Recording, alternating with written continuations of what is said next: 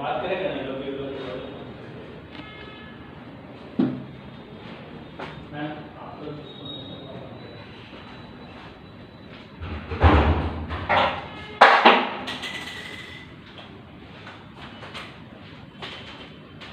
Last video में हम बात कर रहे थे आपका रिप्रोडक्शन के बारे में, सेक्सुअल एसेक्सुअल रिप्रोडक्शन के बारे में बताया, क्लोन्स के बारे में बताया, आइडेंटिकल कॉपीज के बारे में बताया।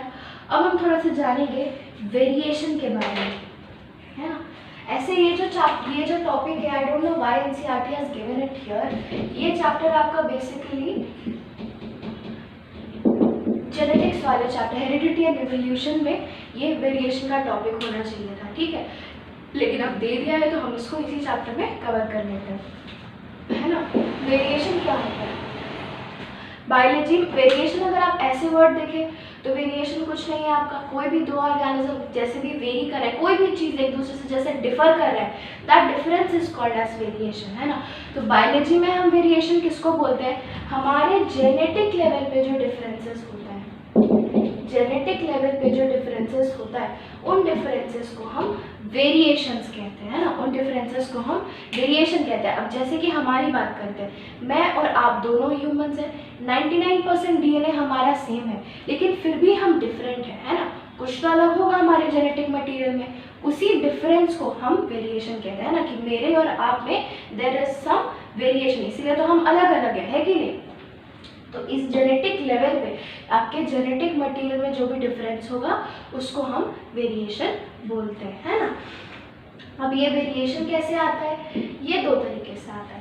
पहला तो मैंने आपको बताया था तभी, है ना, मतलब उस वीडियो में, एरर इन डीएनए कॉपी, है ना। जैसे मैंने आपको बताया था कि मदर अमीबा जो है वो अगर अपना डीएनए रेप्लिकेट करती है तो no process in this world is 100% perfect, ठीक है। तो वो जब कॉपी करेगी तो कॉपी करने के टाइम में कुछ सब्टल डिफरेंसेस आ जाएगा, उन डिफरेंसेस के वजह से किसी भी दो ऑर्गेनिज्म के बीच में आपका वेरिएशन क्रिएट हो सकता है। दूसरा क्यों होगा? That is because of mutations. तीन होता है म्यूटेशन की वजह से भी आपका वेरिएशन आता है। म्यूटेशन क्या होता है? मेरा जेनेटिक मटेरियल है, उसके ऊपर कुछ केमिकल या फिजिकल इम्पैक्ट पड़ा, उस इम्पैक्ट पड़ने की वजह से वो जेनेटिक मटेरियल थोड़ा सा चेंज कर गया, दैट इज म्यूटेशन, है ना। Mutation can be due to various of reason, जैसे कि एक्सरेज की वजह से होता है, कोई केमिकल आप खाते हैं ना। कैंसर समझते हैं? कैंसर क्या होता है? Cancer is nothing but the repeated division of cells, है ना। हमारा बॉडी में जो नॉर्मली होता है, जैसे मुझे यहाँ चोट लगी तो यहाँ के जो सोमैटिक सेल्स होंगे वो जो मरे हुए सेल्स को रिप्लेस करने के लिए they will divide and replace my skin, है ना। ये और उसके बाद जब रिप्लेस होकर सारा सेल्स भर गए तो वो डिवीजन रुक भी जाएगा, है ना। ऐसा तो नहीं है कि डिवीजन सेल का चलता ही जाएगा। कैंसर में क्या होता है? ये जो आपका सेल का डिवीजन होता है ना, this does not gate stop, वो रिपीटेडली डिवाइड करता ही जाता है। इसी प्रोसेस को हम कैंसर कहते हैं। तो ऐसा सेल में क्या हो जाता है कि सेल ऐसा पागल की तरीके से डिवाइड करने लग जाता है, तो that is because of mutation. Mutation क्यों होता है? बहुत सारे रीजन की वजह, जैसे कि लंग कैंसर, है ना। लंग के सेल्स ऐसे पागलों की तरह कब डिवाइड करने लगते हैं? व्हेन पीपल स्मोक, है ना। सिगरेट्स में आपका निकोटीन होता है, स्मोक करते हैं आप, फ्री रेडिकल्स आपके बॉडी में जनरेट होता है ना, एंड दीज आर कार्सिनोजेनिक मतलब कैंसर कॉजिंग, है ना। कैंसर कॉजिंग क्यों है? क्योंकि आपके सेल्स के डीएनए में, आपके सेल के जेनेटिक मटेरियल में ये म्यूटेशन कराएंगे, आपका जेनेटिक सीक्वेंस चेंज करा देंगे, जीन को बदल देंगे, एंड इस जीन के बदलने की वजह से आपका सेल क्या होगा? पागलों की तरह डिवाइड करने लगेगा एंड यू गेट कैंसर, है ना। तो अभी आप छोटे हैं, please stay away from all of these, है ना, पढ़ रहे हैं आप बायोलॉजी। तो एक ये हो गया म्यूटेशन। थर्ड आपका क्या होता है? थर्ड आपका आता है सेक्सुअल रिप्रोडक्शन से। थर्ड टाइप का जो सोर्स है वेरिएशन का, that is sexual reproduction. Sexual reproduction से वेरिएशन कैसे आता है?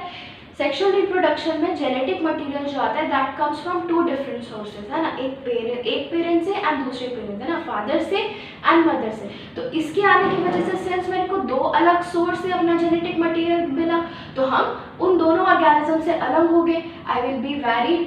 तो आपका जो तीसरा सोर्स होता है वेरिएशन का, that is because of sexual reproduction. तो आपसे कोई पूछे what are the causes of variation, तो आप 3 कॉज बोलिएगा। पहला बोलिएगा error in DNA copying, DNA जब रेप्लिकेट करता है तो बहुत कम परसेंटेज नहीं पर एरर होता है, nothing in this world is perfect, उसके चलते आपका वेरिएशन आता है। दूसरा म्यूटेशन हो सकता है ना, फिजिकल एंड केमिकल एजेंट्स की वजह से। एंड तीसरा है सेक्सुअल रिप्रोडक्शन, सेक्सुअल रिप्रोडक्शन में 2 अलग अलग सोर्सेज से आपका जीन्स आता है, जेनेटिक मटेरियल आता है, इसलिए वेरिएशंस क्रिएट होते हैं। ठीक है, ये 3 हुआ। अब हम आते हैं वेरिएशन के ऊपर। ये वेरिएशन अब इम्पोर्टेंट है नहीं है, क्या है ना, the function of this variation.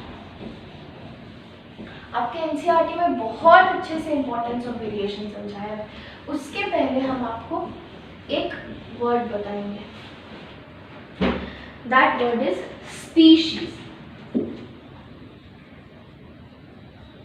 Species, what is species, है ना। तो स्पीशीज हम उस ग्रुप ऑफ ऑर्गेनिज्म को बोलते हैं जो कि दिखने में, है ना, मॉर्फोलॉजिकली एंड एनाटॉमिकली, 2 वर्ड होता है बायोलॉजी में, मॉर्फोलॉजी एंड एनाटॉमी। मॉर्फोलॉजी मतलब हम बाहर से कैसे दिख रहे हैं ना, जो भी मेरा बाहर से अपीयरेंस है, that is my morphology. Anatomy क्या होता है, मेरे को काट के अगर अंदर से दिखे तो मैं कैसी दिखूंगी, दैट इज माय एनाटॉमी। ठीक, तो एक ग्रुप ऑफ स्पीशीज ऑर्गेनिज्म में स्पीशीज क्या होता है, species are those group of organisms which are morphologically and anatomically similar, है ना। morphologically और anatomically मतलब देखने में बाहर से और अंदर से सेम दिखते हैं, उसके साथ they are able to reproduce, एक दूसरे के साथ वो reproduce करके they produce fertile offsprings। बता रहे, पहले write it down, है ना। species are group of organism, those organisms which are morphologically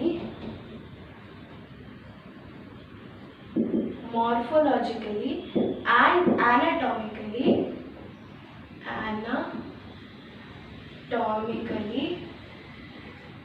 similar and are able to give rise to fertile offsprings,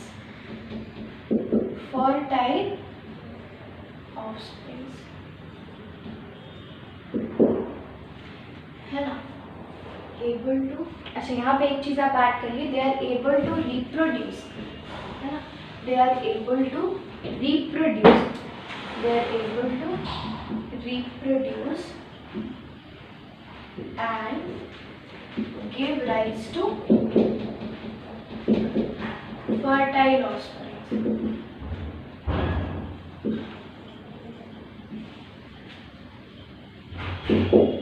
ठीक, इसमें 3-4 वर्ड आता है। पहले मैंने आपको बताया कि organisms which are morphologically and anatomically similar, ये समझ गए आप। उसके बाद they are able to reproduce, एक दूसरे के साथ दे विल बी, अगर सेक्सुअली रिप्रोड्यूसिंग ऑर्गेनिज्म है तो एक दूसरे के साथ उस स्पीशीज के, उस ग्रुप ऑफ ऑर्गेनिजम्स के मेल और female, they are able to reproduce and give rise to fertile offspring. तो ऑफस्प्रिंग मतलब बच्चा, है ना। फर्टाइल ऑफस्प्रिंग मतलब ऐसा ऑर्गेनिज्म जो कि आगे जाके फिर से रिप्रोड्यूस कर पाए, है ना। 2 तरह के ऑर्गेनिज्म होते हैं रिप्रोडक्शन के बेसिस पे, फर्टाइल एंड स्टेराइल। फर्टाइल मतलब जो आगे जाके किसी भी ऑर्गेनिज्म को बना सके, एंड स्टेराइल मतलब क्या, जो आगे जाके रिप्रोड्यूस नहीं कर सके। जैसे कि खच्चर का नाम सुना है ना, गधा और घोड़ा का ये क्रॉस ब्रीड होता है, तो खच्चर बनता है गधा और घोड़ा से, लेकिन ये खच्चर क्या आगे जाके अपने जैसा और दूसरा खच्चर बना सकता है, इट कैन नॉट मेक, है ना। तो जो खच्चर होता है दैट इज स्टेराइल। स्टेराइल क्यों होता है, बिकॉज गधा और घोड़ा दे आर 2 डिफरेंट स्पीशीज, 2 अलग अलग स्पीशीज के रिप्रोडक्शन से उसको बस हम लोगों ने आर्टिफिशियली बना लिया है, नेचर में ऐसा नहीं होता है, तो वो खच्चर दैट इज स्टेराइल। तो इसीलिए हम गधा और घोड़ा को एक स्पीशीज का नहीं बोलेंगे, एक स्पीशीज का किसको बोलेंगे, which are able to reproduce, male female sexually reproduce कर सके, और रिप्रोड्यूस करके जो बच्चा बनाए दैट मस्ट बी फर्टाइल, मतलब वो आगे जा करके फिर से नया ऑर्गेनिज्म बनाने के केपेबल होना चाहिए, मतलब it should be able to reproduce. इस ग्रुप ऑफ ऑर्गेनिज्म को हम स्पीशीज कहते हैं ना, this is the definition of a species. अब हम वापस आते हैं वेरिएशन के ऊपर। तो वेरिएशन के लिए आप एक बात जानिए, वेरिएशन के लिए आप एक बात जानिए, variation is not necessary beneficial for an individual. Variation जो होता है ज़रूरी नहीं है कि किसी एक ऑर्गेनिज्म के लिए वो बेनिफिशियल हो, वो हार्मफुल भी हो सकता है, लेकिन for the survival of a species, किसी स्पीशीज के जीवित रहने के लिए दैट इज ऑलवेज बेनिफिशियल, है ना। वेरिएशन जो होता है that is beneficial for the survival of the species, species के आगे बढ़ने के लिए बेनिफिशियल होता है, पर ज़रूरी नहीं है कि किसी एक पर्टिकुलर इंडिविजुअल ऑर्गेनिज्म के लिए वो बेनिफिशियल हो, वो उसके लिए बेनिफिशियल भी हो सकता है, उसके लिए हार्मफुल भी हो सकता है ना। आपका एनसीईआरटी इसको बहुत अच्छे तरीके से एग्जाम्पल से समझाया है, उस एग्जाम्पल को हम देखते हैं।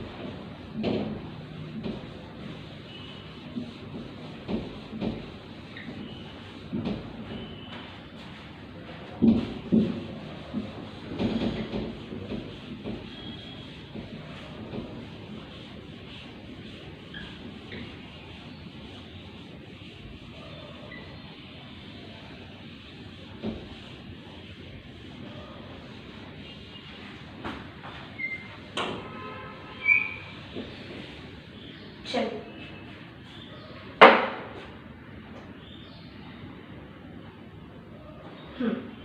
आपका एनसीईआरटी क्या कहता है कि हम मान लेते हैं कोई एक पॉन्ड है, ठीक है, उस पॉन्ड में, इस पॉन्ड में एक स्पीशीज ऑफ बैक्टीरिया रहते हैं ना, there is a species of bacteria, और वो स्पीशीज ऑफ बैक्टीरिया में हम मान लेते कोई वेरिएशन है, तो उस स्पीशीज का दो पॉपुलेशन हो गया, पॉपुलेशन मतलब एक ही स्पीशीज का अलग अलग तरीके का या अलग अलग ग्रुप ऑफ ऑर्गेनिज्म जो होंगे दैट इज अ स्पीशीज। जैसे कि हम बोल लेते हैं कि ह्यूमन स्पीशीज का रांची में लालपुर का अलग पॉपुलेशन हो गया, है ना, मेन रोड का अलग पॉपुलेशन हो गया, पीपी कंपाउंड का अलग पॉपुलेशन हो गया, नैनीताल। तो हम मान लेते हैं इस पॉन्ड में दो तरह के मतलब एक स्पीशीज रहता है जिसका दो तरह का पॉपुलेशन है ना, एक है पॉपुलेशन ए एंड दूसरा है पॉपुलेशन बी, दूसरा है पॉपुलेशन बी, ठीक। अब हम मान लेते हैं कि पॉपुलेशन ए जो है वो नॉर्मल बैक्टीरिया है ना, जैसे नॉर्मली जो जिस टेम्परेचर पे रहता है 25 डिग्री सेल्सियस से लेकर के 30 डिग्री सेल्सियस तक ये जिंदा रह सकता है नॉर्मल टेम्परेचर पे। पॉपुलेशन बी में क्या हुआ है, ऐसा वेरिएशन आ गया है, ऐसा वेरिएशन आ गया है जिसके वजह से वो हायर टेम्परेचर पे भी जिंदा रह सकता है, वो हायर टेम्परेचर पे भी जिंदा रह सकता है। तो ये वेरिएशन सिर्फ इसके पास नहीं है, इसके पास भी है। कैसे आप समझिए, इसके पास वेरिएशन क्या है कि ये हायर टेम्परेचर पे जिंदा नहीं रह सकता है, इसके पास क्या वेरिएशन है कि ये हायर टेम्परेचर पे जिंदा रह सकता है, ठीक है। अब आप सोचिए कि अभी तो ये पॉन्ड है, अब ये पॉन्ड जैसा भी है नॉर्मल टेम्परेचर पे पॉपुलेशन ए पॉपुलेशन बी दोनों रह रहा है ना, ए बी आपका दोनों लग रहा है। किसी रीज़न से मान लेते ग्लोबल वार्मिंग हुआ या नीचे में एक वोल्केनो का क्रिएशन हो गया, कुछ भी हुआ, उसकी वजह से क्या होता है, इस पॉन्ड का जो पानी का टेम्परेचर है that rises to 50 degree Celsius, that rises to 50 degree Celsius. अब इस 50 डिग्री सेल्सियस पहुंचने की वजह से क्या हुआ, पॉपुलेशन ए के पास क्या वेरिएशन है, उसके पास वेरिएशन है कि वो हाई टेम्परेचर पे जिंदा नहीं रह सकता है। तो इस स्पीशीज का, इस बैक्टीरियल स्पीशीज का population A that will die, that population will die. लेकिन पॉपुलेशन बी है, उसके पास क्या वेरिएशन है, उसके पास ये वेरिएशन है कि वो हायर टेम्परेचर्स पे भी जिंदा रह सकता है। तो इस स्पीशीज का ये पॉपुलेशन बी आपका हायर टेम्परेचर पे भी जिंदा रह जाएगा। इससे हम लोग इन्फर क्या किए, हम लोग इससे इन्फर ये किए कि सिंस इस स्पीशीज में वेरिएशन था, वो वेरिएशन प्रेजेंट होने की वजह से पॉपुलेशन भी बच पाया। हम मान लेते ये दोनों एक जैसा होता, कोई वेरिएशन क्रिएट ही नहीं होता, दोनों का दोनों ऐसा होता कि हाई टेम्परेचर पे जिंदा नहीं रह सकता, तो क्या होता, ये स्पीशीज यही खत्म हो जाता, ठीक है। लेकिन वेरिएशन प्रेजेंट था, वेरिएशन क्या प्रेजेंट था कि पॉपुलेशन भी हायर टेम्परेचर पे जिंदा रह सकता है। इस वेरिएशन के प्रेजेंट होने की वजह से क्या हुआ, ये स्पीशीज अभी भी जिंदा है, ठीक। लेकिन पॉपुलेशन ए के पास क्या वेरिएशन था कि वो हायर टेम्परेचर पे मर जाता है, तो वो हायर टेम्परेचर पे मर गया। तो इससे हम पहला तो इन्फर ये किए कि कहीं पे भी अगर किसी भी स्पीशीज़ में वेरिएशंस प्रेजेंट रहे तो अगर एक ग्रुप ऑफ ऑर्गेनिज्म मर भी जाएगा लेकिन दूसरा बच जाएगा। तो जितना ज़्यादा वेरिएशन होगा एक स्पीशीज़ में उतना ज़्यादा उस स्पीशीज़ का चांसेस ऑफ सर्वाइवल बढ़ जाता है ना, उतना ज़्यादा चांसेस होता है कि वो आगे जाके जिंदा रहेगा। लेकिन क्या इस जैसे पॉपुलेशन बी के लिए तो ये वाला वेरिएशन बेनिफिशियल हो गया है ना, हायर टेम्परेचर पे जिंदा रहता है, it is beneficial for this group of population. लेकिन पॉपुलेशन ए के पास क्या ये वेरिएशन का बेनिफिशियल एस्पेक्ट हुआ? नहीं, पॉपुलेशन ए के लिए दिस वेरिएशन वाज हार्मफुल। क्या हार्मफुल वेरिएशन था? कि वो हायर टेम्परेचर पे जिंदा नहीं रह सकता है। तो याद रखना किसी भी स्पीशीज़ में है ना वेरिएशंस क्या है, किसी भी स्पीशीज़ के सर्वाइवल के लिए इम्पॉर्टेंट है, but it is not necessary कि वो किसी इंडिविजुअल के लिए हमेशा बेनिफिशियल हो। इंडिविजुअल के लिए बेनिफिशियल भी हो सकता है जैसे कि पॉपुलेशन बी के लिए, और हार्मफुल भी हो सकता है जैसे कि पॉपुलेशन ए के लिए। लेकिन अगर स्पीशीज़ को बढ़ाते चलना है तो will have to have variations, है ना, वेरिएशंस होगा तभी कोई स्पीशीज़ हमेशा अपने आप में आगे रह पाएगा। तो आपके एनसीईआरटी में इन टेक्स्ट में एक क्वेश्चन दिया है ना, एक्चुअली पेज नंबर 128 में 2 क्वेश्चन दिया है। The importance of DNA कॉपिंग in reproduction, मैंने तभी ही बताया कि एक सेल है अगर डीएनए कॉपी नहीं होगा तो वो 2 सेल में कैसे बांटेगा। किसी भी ऑर्गेनिज्म का जितना अमाउंट ऑफ डीएनए होता है, जो डीएनए होता है वो एक स्पीशीज़ का कैरेक्टरिस्टिक होता है, उसको हम चेंज नहीं कर सकते। तो अगर मदर अमीबा रिप्लिकेट करके 2 कॉपी ऑफ डीएनए नहीं बनाएगी तो 2 सेल डिवाइड करेगा तो दोनों में कैसे बांटेगी। This is the importance of DNA copying, है ना। डीएनए को डिवाइड करके 2 करेंगे तभी तो हम उसको 2 अलग अलग सेल में बांटेंगे, ठीक है। दूसरा आपका है why is variation beneficial to the species but not necessarily for the individual। इसको मैंने यहाँ पे आपको बहुत अच्छे से समझाया। ये जो 2 क्वेश्चन है दिस इज वेरी इंपॉर्टेंट, है ना। भले रिप्रोडक्शन प्योर रिप्रोडक्शन से ये नहीं है, this is basically the part of your heredity and evolution, but still this question is very important. तो इसको आप अच्छे से समझिएगा, नहीं समझ आया तो प्लीज़ आस्क मी, है ना। हमको लगता नहीं कि समझ नहीं आना चाहिए। These 2 question are very important. NCERT आप पढ़िएगा, है ना। और आगे फिर प्रॉपर रिप्रोडक्शन से will start with asexual reproduction in the next video.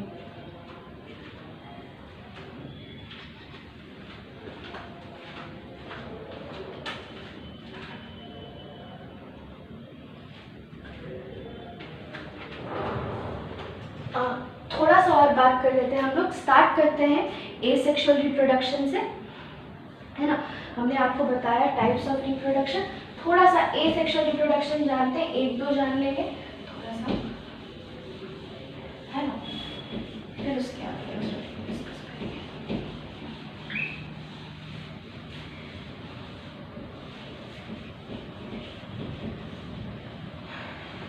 चलिए हम अब आते हैं मोड्स ऑफ एसेक्सुअल रिप्रोडक्शन पे, है ना। मोड्स ऑफ एसेक्सुअल रिप्रोडक्शन तो ढेर सारा होता है मोड्स ऑफ एसेक्सुअल रिप्रोडक्शन।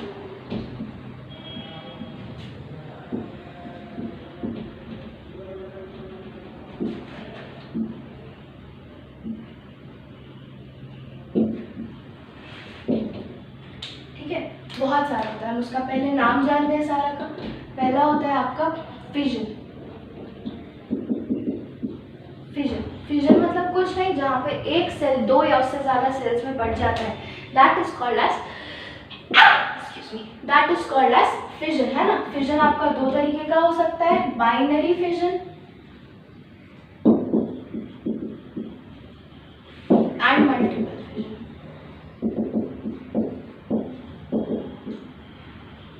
ठीक, बाइनरी फिजन में क्या होता है, बाइनरी फिजन में एक सेल 2 में डिवाइड कर जाता है ना। बाई मतलब 2, हमेशा याद रखिएगा, बायोलॉजी में हमेशा वर्ड्स तोड़ कर गई।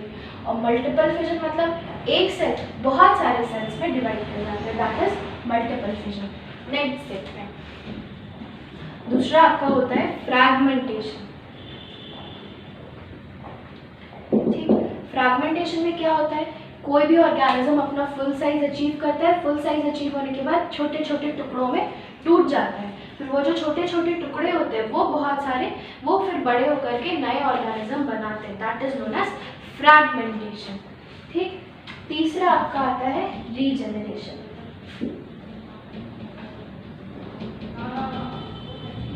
तीसरा आपका आता है रीजनरेशन, है ना। रीजनरेशन में क्या होता है, बाई चांस अगर किसी भी ऑर्गेनिज्म का बॉडी कट गया तो जो बॉडी पार्ट कट गया फिर वो नया ऑर्गेनिज्म अपने आप में बना लेगा। हम लोग डिटेल में डिस्कस करेंगे, है ना। Fourth is budding. बडिंग मतलब क्या होता है, बडिंग्स में क्या होता है कि कोई भी ऑर्गेनिज्म के बॉडी में एक आउटग्रोथ डेवलप हो जाता है, उस आउटग्रोथ को हम बड बोलते हैं।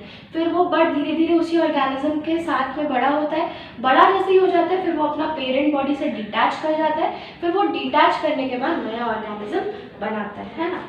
एक और जानेंगे, दैट इज स्पोर फॉर्मेशन। इसमें तो आपको दिक्कत होना नहीं चाहिए, मैंने आपको बताया कि स्पोर क्या होता है ना। Next is spore formation. तो ये 5 तरह का रिप्रोडक्शन है, एसेक्सुअल रिप्रोडक्शन, जो कि आपको पढ़ना है ना। अब ये सब जो reproduction, asexual mode of reproduction जो होता है, आप याद रखिएगा, ये जनरली आपका लोअर ऑर्गेनिजम्स में मिलता है। लोअर ऑर्गेनिज्म मतलब जो ऑर्गेनिजम्स इतने स्पेशलाइज नहीं होते हैं, है ना। स्पेशलाइज होने का क्या मतलब है, जैसे अब हमारे बॉडी में आते हैं ना ह्यूमंस, हम लोग one of the most evolved organisms है, ठीक है। और हम लोग में हर चीज़ इज़ वेरी स्पेशलाइज, है ना। हम लोग का हर सेल अलग तरह का है और एक सेल सिर्फ अपना ही काम करता है ना, एकदम स्पेशलाइज हो गया सारा सेल। जैसे कि ब्रेन है, सिर्फ सोचने का ही काम करेगा, हार्ट है पंपिंग का काम करेगा, स्टमक है डाइजेशन का काम करेगा। ऐसा नहीं है कि इनका फंक्शंस ओवरलैप करते। तो हम क्या कहते हैं कि हमारे बॉडी का जितना भी सेल्स है, they have been specialise, they are highly specialise, ठीक है, एकदम स्पेशलाइज हो गए अपने फंक्शन के लिए। ऐसा होता है हायर ऑर्गेनिजम्स पे, जैसे कि हम लोग जो एकदम ज़्यादा इवॉल्व हो, है ना, टाइम के साथ एकदम आगे बढ़ गए हो। दूसरे होते हैं कुछ लोअर ऑर्गेनिज्म। लोअर ऑर्गेनिज्म मतलब सिंपलर ऑर्गेनिज्म जिनमें इतना स्पेशलाइजेशन नहीं हो, है ना, उनको हम कहते हैं लोअर ऑर्गेनिज्म। तो याद रखना, ये जो एसेक्सुअल जनरली रिप्रोडक्शन होता है, that is found in lower organisms, है ना, जो इतने इवॉल्व नहीं हो, जिनका सेल थोड़ा हो पर बहुत ज़्यादा स्पेशलाइज्ड ना हो, ऐसे ऑर्गेनिजम्स में हमको एसेक्सुअल रिप्रोडक्शन मिलता है। तो आपको स्पेशलाइज, जिनका एकदम बॉडी स्पेशलाइज हो गया, ऐसे ऑर्गेनिजम्स में क्या मिलता है आपको, ऐसे ऑर्गेनिजम्स में आपको सेक्सुअल रिप्रोडक्शन मिलता है ना। ह्यूमंस एकदम reproduces by sexual reproduction, asexual का सवाल ही नहीं उठता है, ठीक है। चलिए आगे आते हैं। इसके अलावा एक एक्सेप्शन होता है, दैट इज वेजिटेटिव प्रोपगेशन या vegetative reproduction. Vegetative reproduction, that is vegetative reproduction. Vegetative reproduction या वेजिटेटिव प्रोपगेशन क्या होता है, हायर प्लांट्स में, है ना। प्लांट जब आप क्लास 9th में क्लासिफिकेशन पढ़े होंगे, है ना, तो आप याद करिए कि किंगडम प्लांटियो में 5 डिवीजन है, thallophyta, bryophyta, pteridophyta, gymnosperms and angiosperms, है ना। तो angiosperms were the most specialised one, है ना।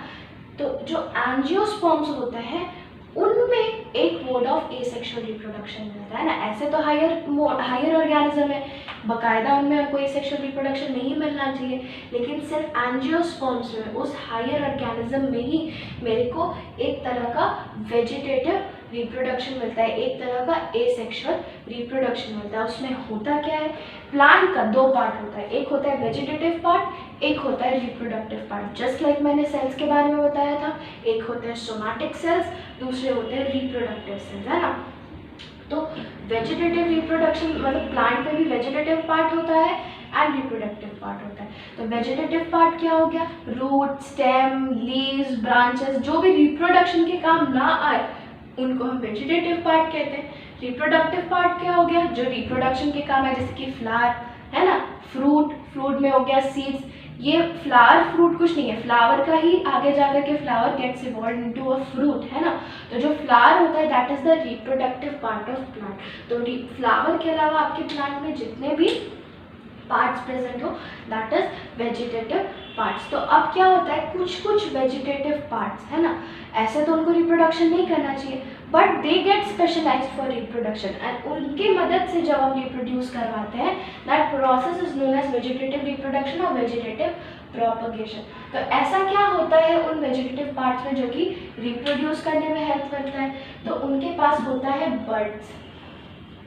है ना। बर्ड्स कुछ नहीं है, कुछ सेल्स है जो वहीं रह जाते हैं। ये बर्ड्स आपको मिलते कहाँ है, प्लांट के नोड्स पे मिलते हैं, आपको प्लांट के नोड्स में मिलते हैं। And these have the capacity to give rise to new organism. तो एक ही ऑर्गेनिज्म से आया तो ये हो गया। तो आपका इसका एग्जाम्पल क्या है, अदरक देखे हैं, है ना। अदरक में कई बार होता है कि ऐसे करके प्लांट निकल जाता है। अदरक छोड़िए, प्याज देखिए या लहसुन देखिए, कई बार क्या होता है प्याज ऐसे पड़ा हुआ है, उसमें से आप देखे होंगे प्लांट निकल जाता है। तो ऐसे रिप्रोडक्शन हायर ऑर्गेनिज्म में होना कैसे चाहिए था, सेक्सुअल रिप्रोडक्शन होना चाहिए था, आपको बीज लगाना चाहिए था, उस बीज से प्याज का पौधा आना चाहिए था, पर ऐसा होता नहीं है। मतलब ऐसा बीज लगा के भी होता है, पर उसके अलावा कई बार ऐसे ही निकल जाता है। तो प्याज में क्या होता है, प्याज के पास ये बर्ड्स होता है, ये बर्ड्स ही आपका आगे जा करके नया ऑर्गेनिज्म बनाता है। रोज का आप स्टेम लगाते हैं, स्टेम से नया प्लांट आता है। That is also an example of vegetative propagation. तो जब हम आगे पढ़ेंगे तो हम आपको बताएंगे। तो ये वेजिटेटिव प्रोपगेशन आपको स्पेसिफिकली किस में मिलता है, ये आपको स्पेसिफिकली एंजियोस्पर्म्स में मिलता है। ये आपको स्पेसिफिकली एंजियोस्पर्म्स में मिलता है ना। हायर प्लांट्स में this is an exception. Generally क्या होता है, एसेक्सुअल रिप्रोडक्शन आपको लोअर ऑर्गेनिजम्स में मिलता है, लेकिन वेजिटेटिव प्रोपगेशन एक ऐसा मोड ऑफ एसेक्सुअल रिप्रोडक्शन है जो कि आपको हायर प्लांट्स में मिलता है। ठीक है, अब ये सब कुछ डिटेल में हम नेक्स्ट वीडियो में डिस्कस करेंगे।